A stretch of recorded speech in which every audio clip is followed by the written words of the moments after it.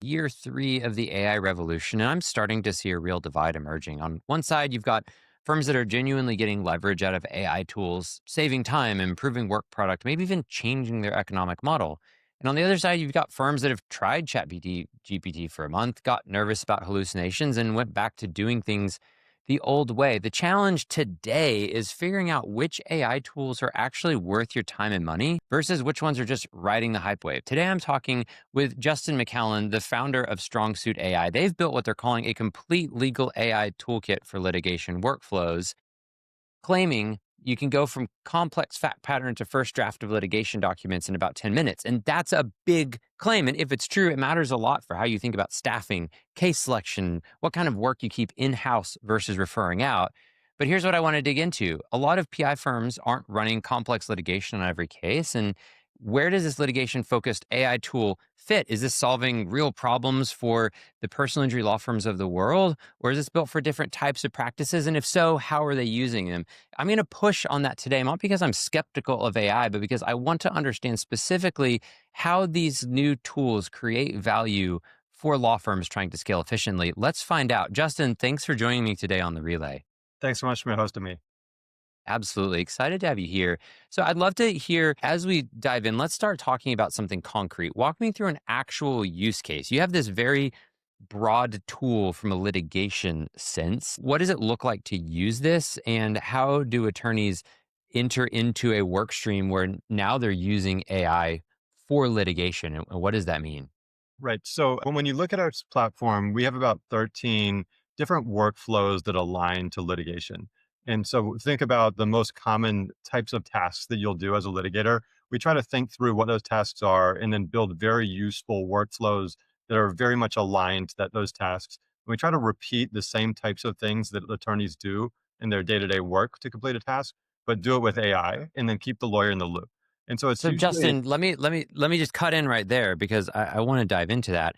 I think attorneys are notoriously persnickety about their workflows, right? If you ask any attorney, like, well, how does this work? Well, it depends, right? Are you finding that attorneys have replicable workflows? Because I think that's where you're probably going to find your first set of objections. Well, no, I don't have workflows. Everything I do is bespoke. I use my judgment on it. I wouldn't be a litigator if it wasn't a human judgment issue for everything. Is it true that there are repeatable workflows specifically for litigators? And how often do you get pushback of, well, no, I don't have workflows. Everything I do is bespoke?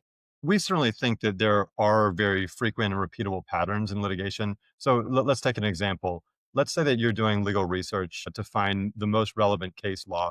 You probably at some point, obviously, need to look for the right cases that align to the point you're trying to prove. And to be able to set your data up in such a way to do that well, it's very helpful to have some sort of litigation outline where you're drawing out, okay, these are the elements we want to prove, and these are kind of the background facts. Let's make sure that we find a case that supports each of these pieces that we want to prove. So that those types of things are very common and very frequent. We do have ways that lawyers can adjust and change the workflows a bit to be a bit more tailored.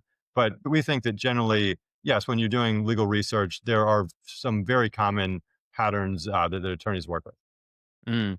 Do you take, so you could have a platform that says, listen, you have a workflow. We will replicate that flow because you're the expert. Your workflow is the best. On the other side, you could have a platform that says, we are highly opinionated. We believe that this is the way that good research works, good litigation process works. And maybe you can tweak it a little bit, but it's highly opinionated versus very deferential.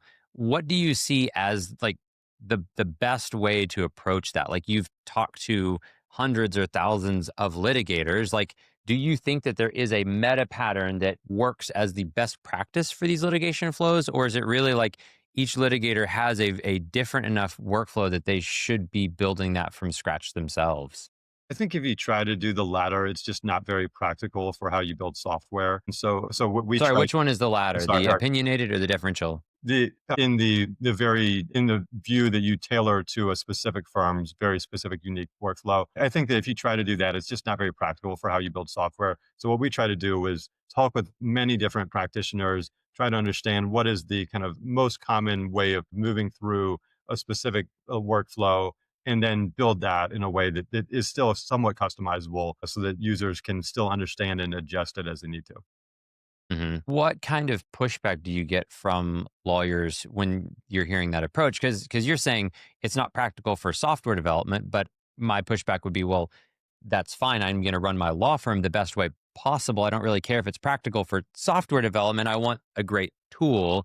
So, from a litigator's perspective, why would I say, okay, let me take Justin's workflow or the Gabriel flavored version of Justin's workflow and implement in my firm? Like, what are the benefits that I get from taking that more like slightly off the shelf approach and then implementing that internally? Like, what are you seeing in terms of like results, performance outcomes? Yeah, and so you highlighted it at the beginning. One example would be, let's say that you want to start with an initial client intake call, and you have that client intake call transcript. We can take that and move you all the way through a full litigation outline and a first draft of a litigation document, a pretty wide variety of them in about 10 minutes. And so that process typically, I mean, it obviously depends on the case and how complex and serious it is, but that might take you a week to do properly in the old world. You at least get to the high quality outline in a quality first draft very quickly, and then you can adjust it however you want to tailor it. But the loss in like your perfect tailoring versus the benefit you gain from 10 minutes of effort is just such a night and day difference that we haven't heard a whole lot of complaints that people want us to adjust to their exact workflow.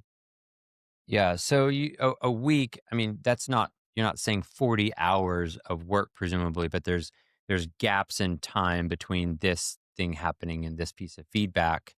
Why, how does it get that much shorter? Is it is it the collection of data? Is it the is it synthesizing it? Is it having the right like law? Here's like for my industry, personal injury, like time on desk obviously matters a ton because it's contingency. Like you're not billing hours out. Like if I can get something done in 10 minutes versus a week, that's just money in my pocket, right? And if I can do it at the same quality level, I should do that every single time, every day, because my goal is to save money and keep the work product at least as good as it was before.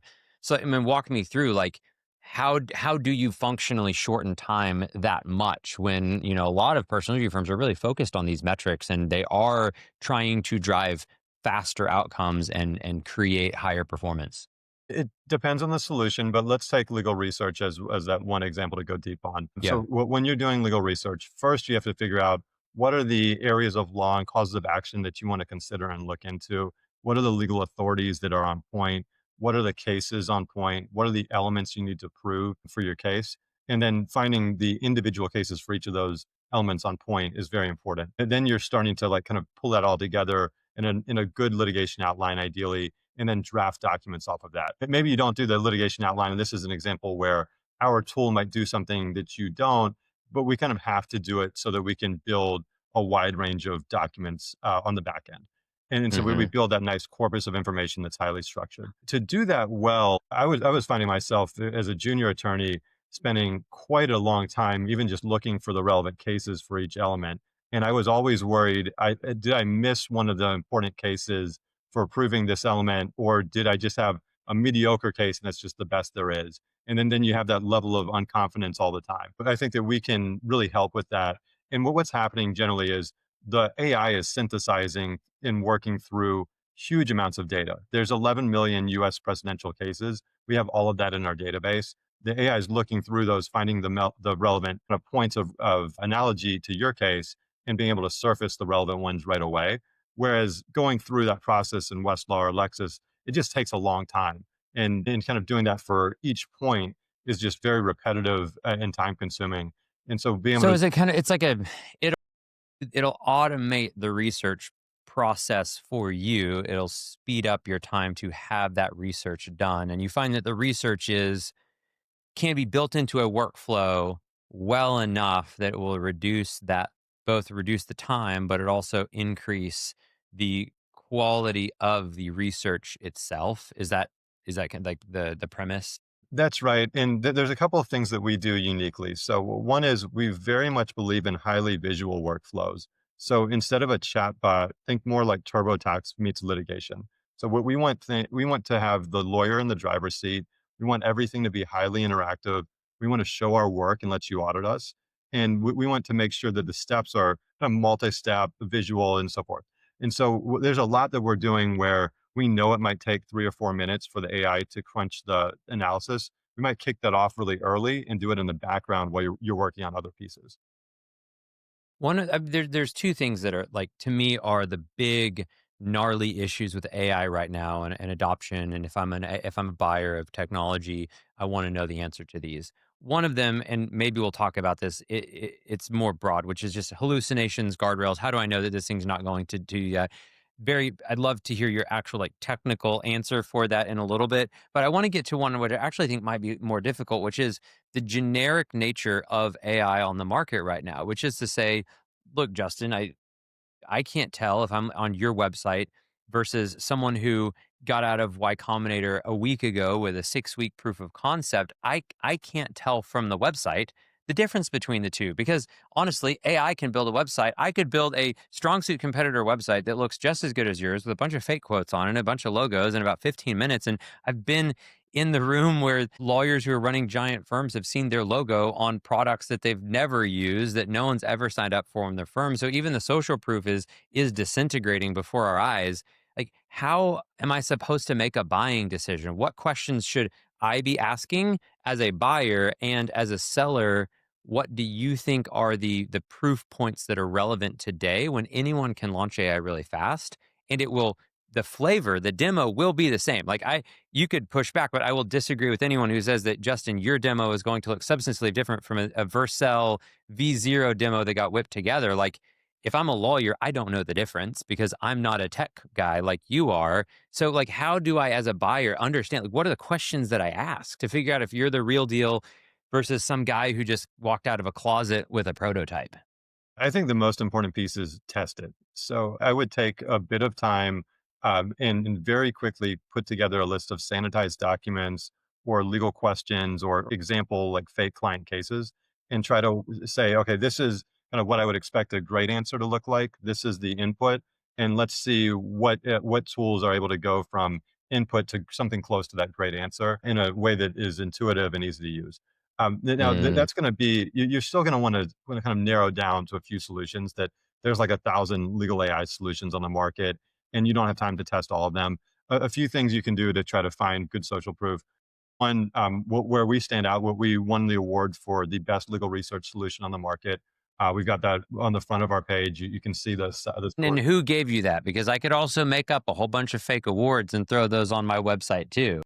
That's fair. I mean, so in our case, we link back to it, so you're able to see and go back and say, okay, this was a legal tech breakthrough award. Let me go and research this group and make sure it's legitimate. So Yeah, we for are. sure. Yeah.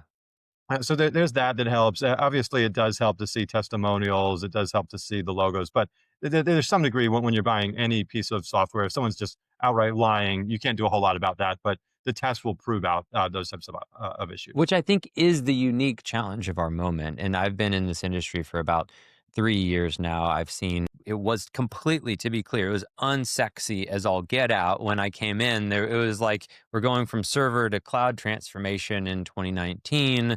No one really knew about legal tech, and now it's a super hot vertical, which means that there's all of these new entrants. Like the opacity of legal tech before helped keep a lot of the schemier, prototypier players out. And now you have a lot of entrants and it's hard to tell. I think a lot of lawyers are overwhelmed. And so that's why I'm really pushing on this is what are the litmus tests that you would recommend where you'd be like, here are the things that a lawyer or a buyer should ask me or ask me to prove that someone who has a prototype or a piece of trash to be, more clear, wouldn't be able to do. And so you're saying the testing, like give me documents that you know what the output should look like and ask me to run those for you. I think that's a great way of looking at it because again, like we're moving into this era where AI can really replicate testimonials, logos, awards, great website, even like the working prototype on the demo. So it becomes harder to get that proof point of like, is this something that I should move into my firm to run a pilot?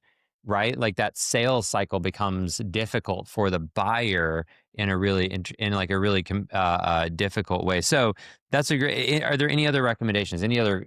So it sounds like even questions aren't necessarily so much as, hey, let's give this a road test. Ask me to prove this out because this will show you whether this thing can deliver the results that I'm promising. Yeah, I think that's right. So, two parts. So, what else could you do to look for those proof points? I mean, obviously, if someone just outright lies to you and lies on their website, there's not a whole lot you can do about that. But you can see, are they SOC 2 compliant?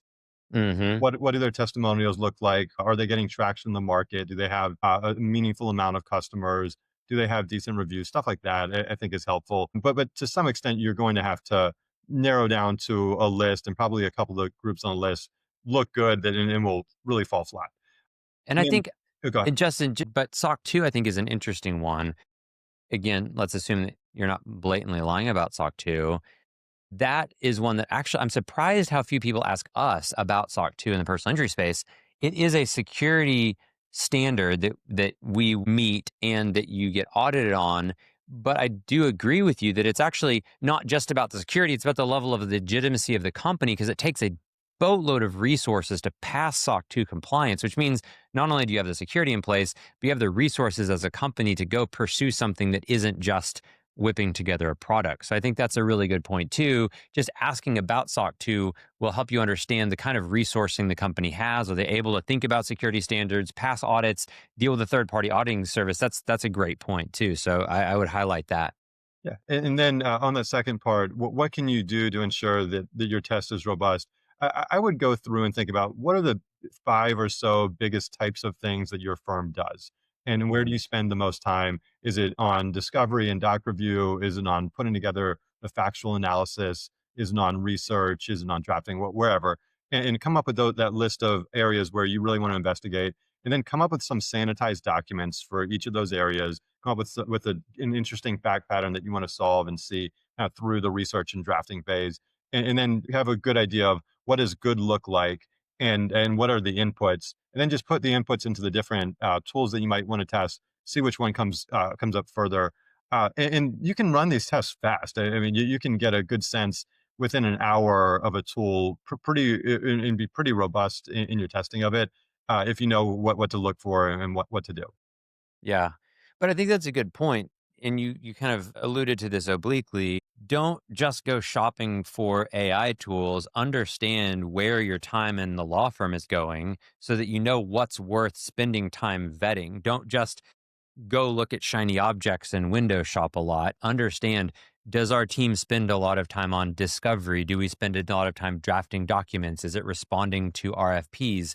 Is it trial prep? Like those are different categories. You need to have to understand your problems before you go looking for solutions. It's well said. Also, and I do think that to understand the scope of the problem also means that once you understand that that's a big enough use of your time, now it becomes rational to spend time vetting solutions for that versus trying 100 pieces of software because they showed up on your Instagram feed and they looked cool.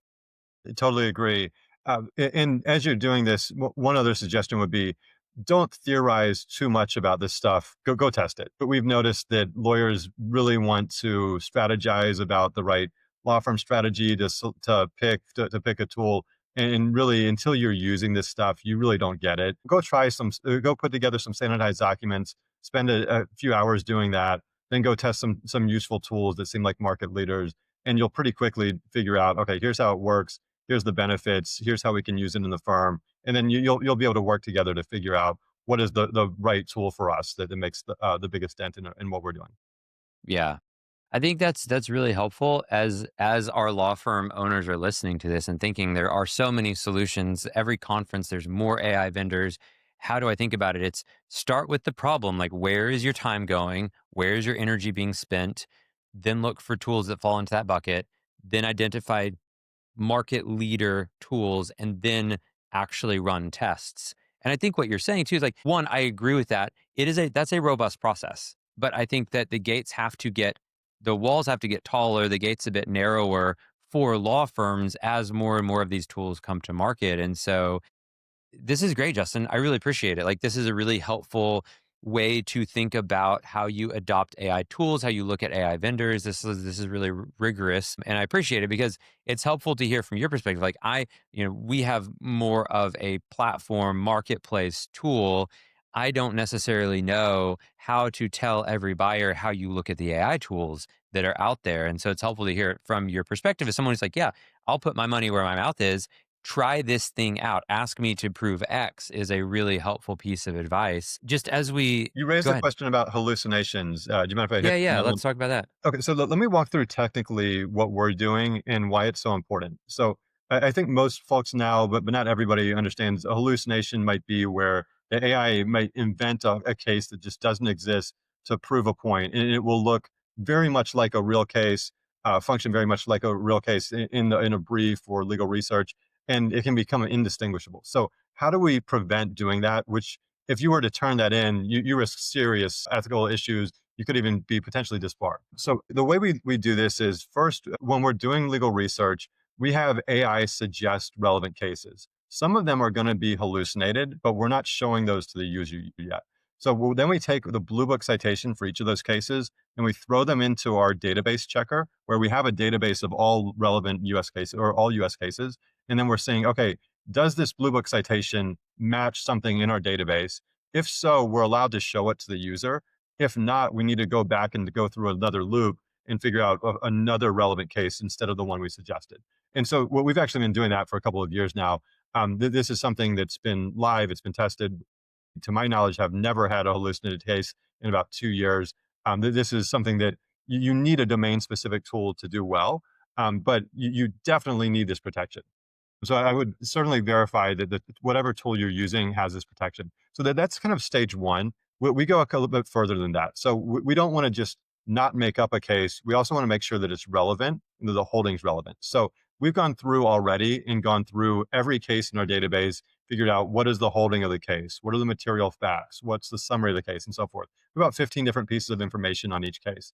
And then we're going to always ensure, okay, here's the way that the holding here was the actual wording from the court to get to the holding, and we're going to check quotes. So make sure that the quotes lead to that holding and that the quotes actually exist. And we can use traditional programming to check that. So we can say, search for this quote in the case, make sure it exists. If so, we can show it to the user. And then we So have that. basically, it's just so that to kind of recap where we are so far, this is great.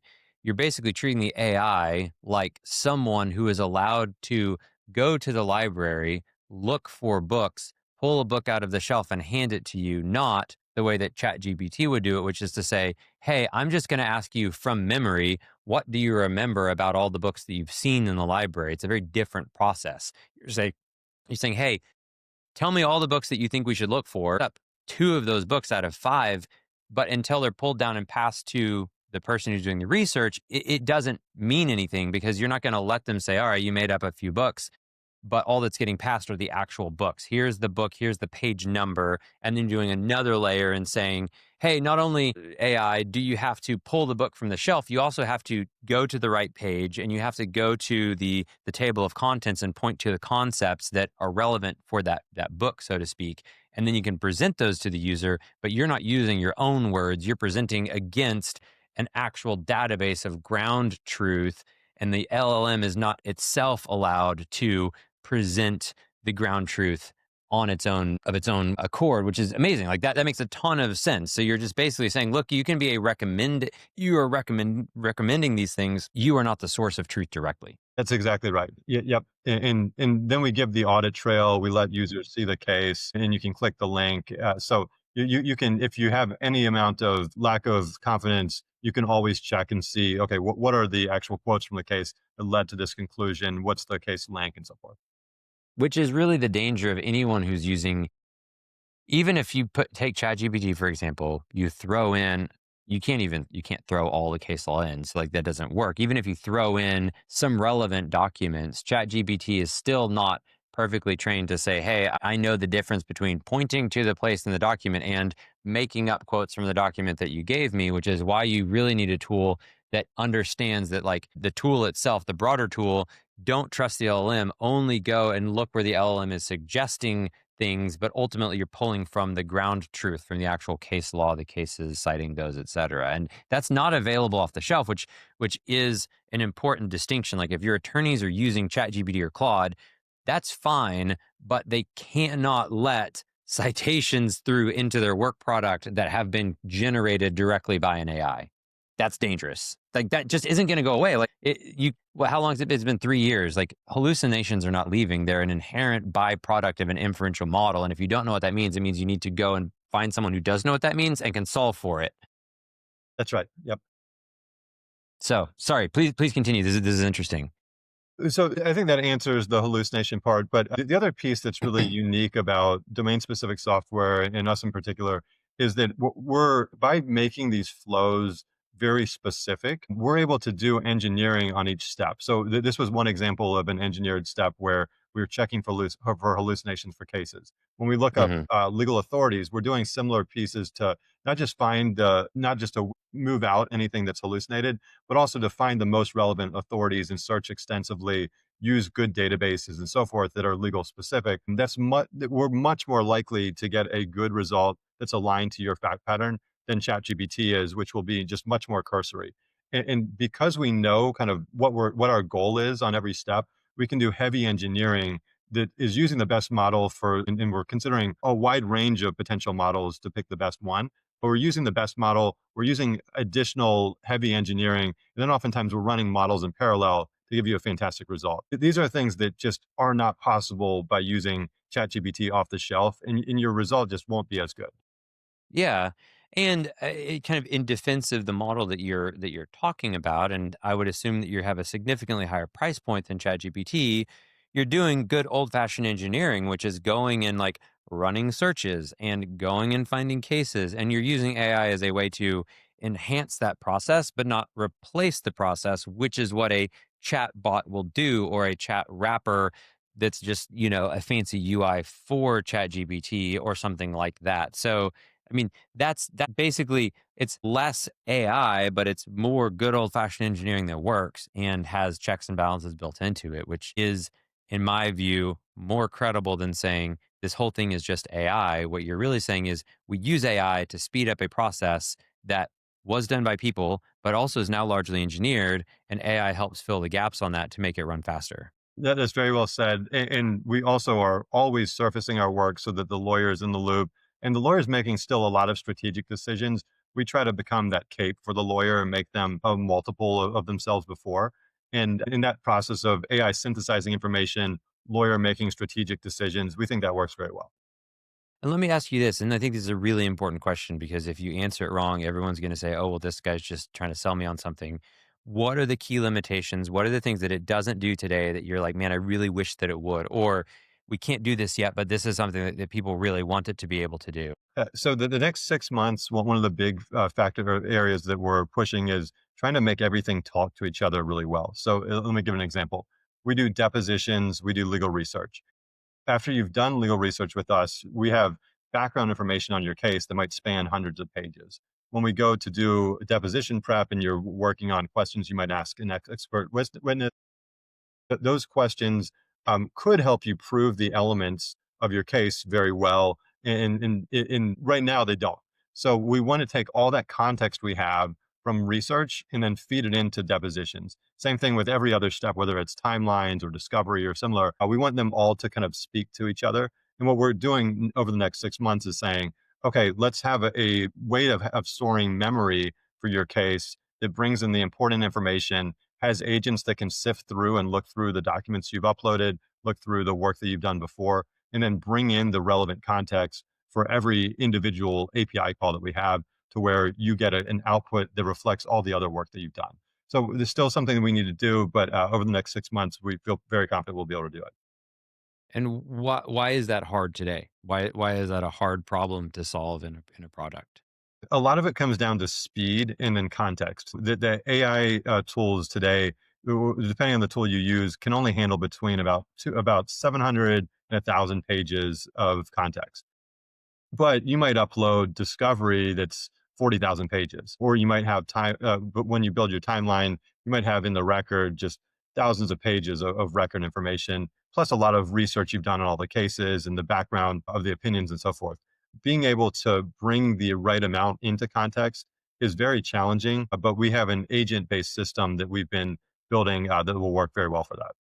Yeah, yeah. But essentially, the amount of context is difficult to traverse. You can't, it's like asking a person, hey, remember I mean, and then I'm going to list 100 things for a human. And it's just, at this point, that's like a limiting factor for being able to know what to surface and to bring it all together so that everything is presented to you at the right time. That's right. Interesting. Well, Justin, I really appreciate you being on the podcast. I have certainly not let you off easy. You've been a great sport, and I appreciate your insights both into the buying process, where we are with structuring AI so that's creating really, really reliable results on the output, and also what some of the limitations are and where you're headed with the product. So, thank you for being on the show. I always learn a lot, and I really appreciate your time and your expertise. Thanks for hosting. I really appreciate it.